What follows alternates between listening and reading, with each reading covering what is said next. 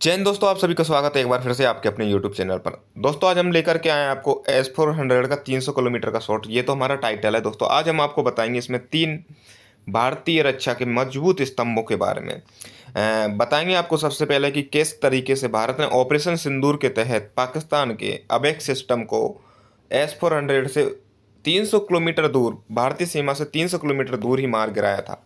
उसके बारे में जानेंगे पूरी सच्चाई और किस तरह से मार गिराया। दूसरा है एमका के बारे में कि एमका आने वाले समय में भारत का 6 जनरेशन या 5 जनरेशन का फाइटर जेट एमका ये गेम चेंजर साबित होगा और चीन और पाकिस्तान की किस तरह से नींद उड़ा दी है उसके बारे में। और तीसरा जानेंगे हम इलेक्ट्रॉनिक मैट्रिक गन। दोस्तों जो हमारी इंडियन नेवी को दी जाने वाली गन है, इसके बारे में विस्तार से जानकारी करेंगे। तो चलिए दोस्तों करते हैं शुरुआत। सभी को जय श्री राम, हर हर महादेव। तो आज हम आपको बताएंगे कौन कौन सी चीज़ें हैं। सबसे पहले भारत की नई रक्षा समझौते हैं, इसमें है S400, एम का गैटलिंग गन और रेल गन क्या हैं, इनके बारे में विस्तार से बताएंगे।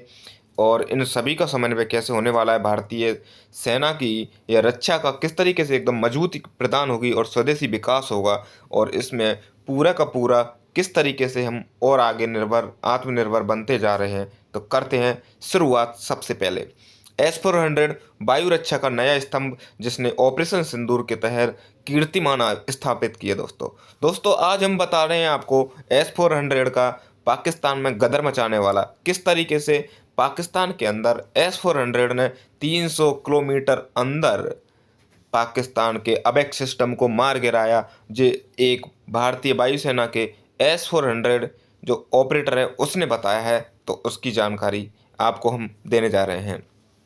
S400 एक लंबी दूरी की वायु रक्षा मिशन प्रणाली है जिसको रसिया ने बनाया गया है। इसमें भारत में अभी भी 3 बैटरियां भारत के पास हैं। उनमें से जितनी भी हैं उनका हमें प्रदर्शन हाल ही में हुए ऑपरेशन सिंदूर में देखने को मिला।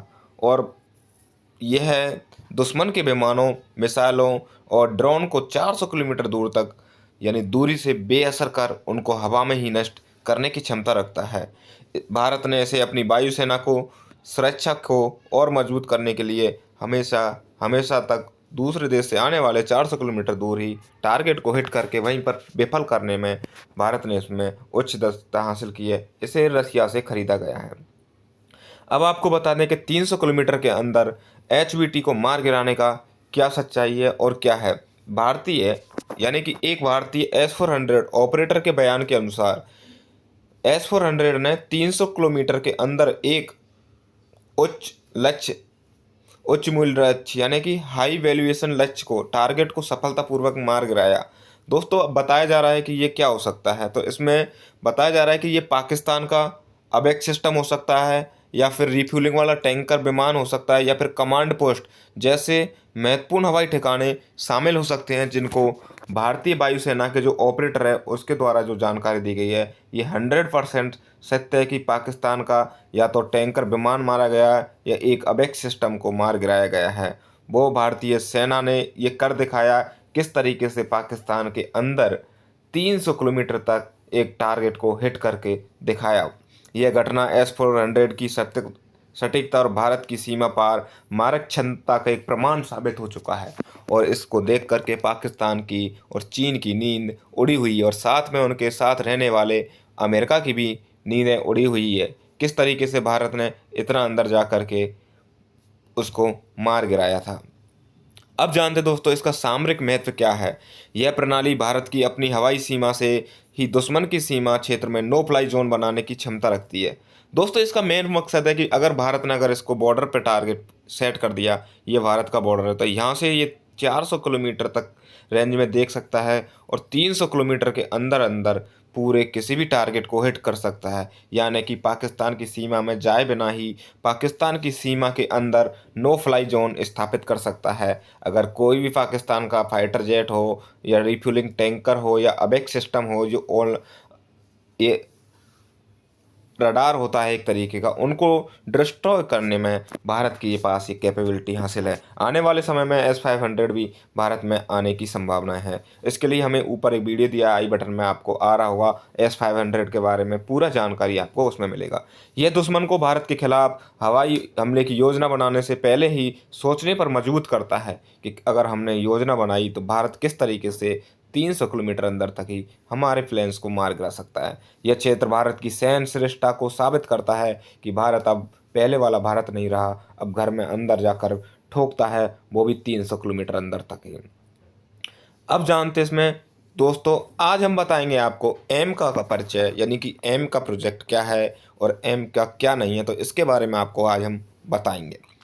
एमका का मतलब है एडवांस मीडियम कॉम्बैक्ट एयरक्राफ्ट। ये भारत का स्वदेशी रूप से विकसित 5वीं पीढ़ी का लड़ाकू विमान है। कौन? एमका दोस्तों, ये भारत का अपना स्वदेशी है और इसे भारतीय HAL द्वारा और DRDO के द्वारा शायद बनाया जा रहा है। HAL का इसमें पूरा राइट्स दिए गए हैं, या फिर आने वाले समय में इसे प्राइवेट कंपनियों के साथ भी इसका पार्टिसिपेशन किया जा सकता है, यानी कि बनाने के लिए। इसका डिजाइन स्टील यानी रडार से बच निकलने वाला, जैसे कि अमेरिका का है ना F-35 के, उसको रडार से कोई नहीं पकड़ सकता, इस तरीके से इसको विकसित किया जाएगा कि कितना भी अच्छा उच्च क्वालिटी का रडार हो, लेकिन भारत के जो एडवांस मीडियम कॉम्बैक्ट एयरक्राफ्ट है एम का, उसको कोई पकड़ नहीं पाएगा।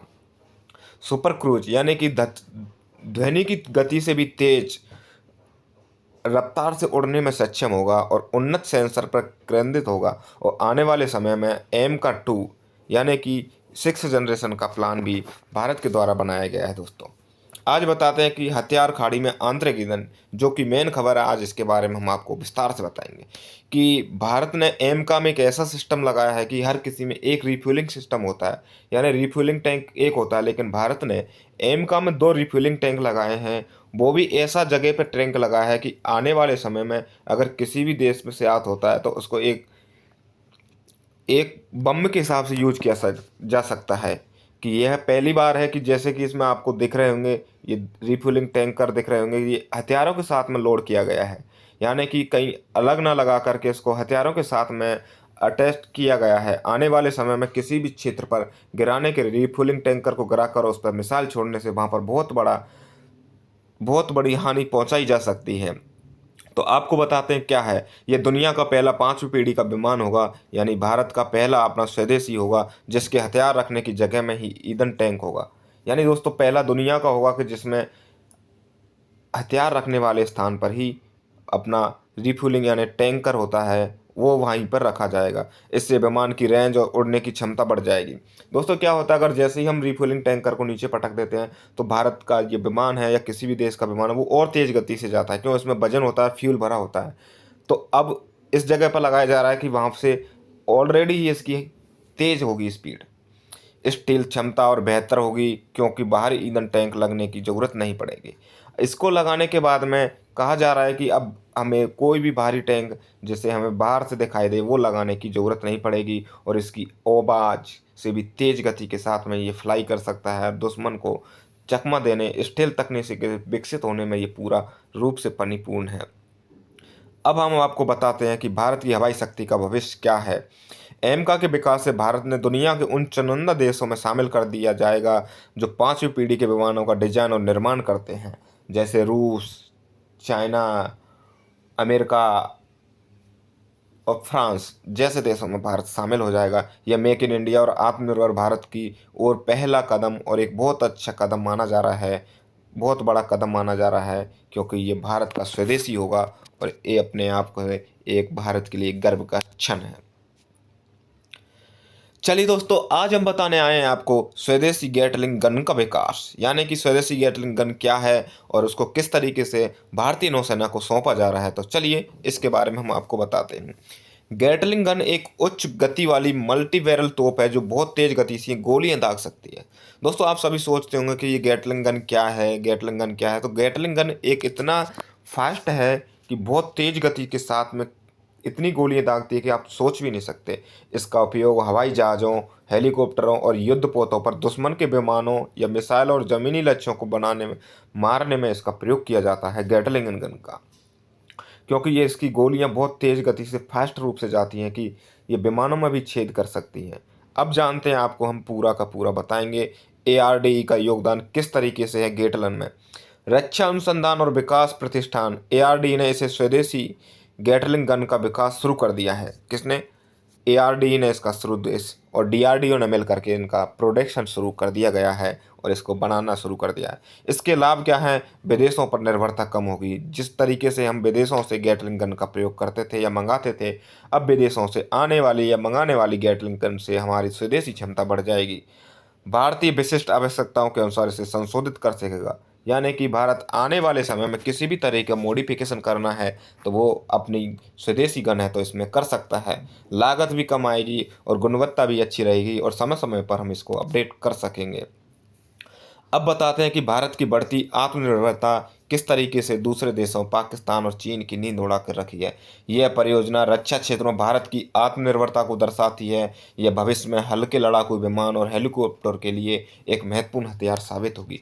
जिसको जैसे आप देख सकते हैं, ये हेलीकॉप्टर में लगी हुई है, ये AI इमेज है, लेकिन आने वाले समय में हमारे जितने भी हल्के लड़ाकू विमान हैं उनमें भी इसे लगाने का प्रयास किया जाएगा या लगा कर दिखाया जाएगा। तो दोस्तों, आज हम जानते हैं कि क्या है नौसेना के लिए एक और है। आपको बता दूं दोस्तों कि नौसेना के लिए इलेक्ट्रोमैग्नेटिक रेल गन क्या है, इसके बारे में आज हम आपको बताएंगे। ये नौसेना के लिए किस तरीके से ज़रूरी है। यह एक क्रांतिकारी हथियार है जो पारंपरिक बारूद की जगह शक्तिशाली विद्युत चंबकीय ऊर्जा का प्रयोग करता है। दोस्तों, इसका मेन मोटिव यही है कि इसमें से कोई बारूद या गोली कुछ नहीं निकलता। इसमें से विद्युत चुंबकीय तरंग निकलती है या ऊर्जा निकलती है, जिसके द्वारा यह हाइपरसोनिक गति की आवाज़ से भी कई गुना तेज प्रोजेक्टाइल को फायर करता है। यानी कि जिस तरीके से सुपरसोनिक या हाइपरसोनिक वो होती है ना मिसाइलें, उस तरीके से फायर करती हैं। इस तरीके से इसको बनाया गया है। इसमें अब हम बताते हैं आपको, दो रेल होती है। एक होती है पॉजिटिव रेल है और एक नेगेटिव है, जो आपको दिखाई दे रहेंगे जिस तरीके से। इसमें एक मेन चीज़ क्या होती है, जो मैग्नेटिक फील्ड है ना, ये मैग्नेटिक फील्ड है और इसमें ये पावर सॉल्ट है। यहाँ से फोर्स जाता है और पूरा का पूरा जैसे ही इसको दबाते हैं तो इतना तेज गति के साथ में जाता है कि सामने जो भी टारगेट होता है उसको हिट कर देता है, इतना तेज गति से कि उसको तुरंत के तुरंत नष्ट कर देता है। अब जानते हैं कि नौसेना के लिए इसका प्रयोग किस तरीके से महत्वपूर्ण माना जा रहा है। लागत और क्या होगी, तो इसका उपयोग पारंपरिक मिसाइलों की तुलना में बहुत सस्ता माना जाएगा। दोस्तों, बहुत सस्ता माना जा रहा है क्योंकि यह एक बहुत अच्छी तरीके से मैग्नेटिक गन है। विभिन्न लक्ष्य, यह सतह से सतह और सतह से हवा में और भूमि पर स्थित लक्ष्यों को मार करने में क्षमता रखती है। क्या रखती है दोस्तों? क्षमता रखती है। कौन? भारत की आत्मनिर्भरता की ओर बढ़ने वाली यह गन एक तरीके से ARDE के द्वारा इसे विकसित किया जाने वाली गैटलिंग गन है, जो दोस्तों हवा से हवा में और हवा से सतह पर भूमि पर मार करने में क्षमता रखती है। भारतीय नौसेना इसे अपने भविष्य के युद्धपोत पर लगाने की क्षमता या योजना बना रही है, जिससे उनकी मारक क्षमता में क्रांतिकारी बदलाव आएगा। जिस तरह से आप देख सकते हो किस तरह से गैटलिंग गन को लगाया जाएगा, भारतीय हर आने वाले युद्धपोत पर या फिर जितने भी युद्धपोत आ चुके हैं उन पर लगाने की एक योजना बना रहा है भारत सरकार। तो चलिए दोस्तों, कैसा लगा आज का वीडियो, हम बताइए आपको कि भारत का भविष्य क्या है। ये सभी परियोजनाएं भारत को रक्षा प्रौद्योगिकी में विश्व के अग्रणी देशों की पंक्ति में ला खड़ी करने वाली हैं। कौन सी? एक तो S-500 के द्वारा जिस तरीके से 300 किलोमीटर अंदर पाकिस्तान के अवैध सिस्टम को मार गिराया, और दूसरा है एम का प्रोजेक्ट जो भारत का स्वदेशी है, 5th जनरेशन का है, एकमात्र ऐसा है जो फ्यूल टैंकर को वेपन के साथ में अटैच कर रहा है। और तीसरा है जो हमने बताया था आपको, इलेक्ट्रोमैग्नेटिक गन या गैटलिंग गन, जो भारत के लिए एक भारतीय नौसेना के लिए एक गेम चेंजर साबित होने वाली है। यह भारत को न केवल अपनी सुरक्षा सुनिश्चित करने में बल्कि भविष्य में एक प्रमुख हथियार निर्यातक बनाने की ओर भारत का एक ये महत्वपूर्ण कदम है। तो जय हिंद दोस्तों, जय भारत। आप सभी को बहुत बहुत धन्यवाद हमारा वीडियो दोस्तों देखने के लिए। दोस्तों, अगर हमारी वीडियो अच्छे लगे तो लाइक एवं सब्सक्राइब करना ना भूलें। जब तक के लिए जय हिंद, जय भारत। दोस्तों, यहाँ पर ऊपर यह है, थोड़ा गलती हुआ है, जय हिंद में कोई ना।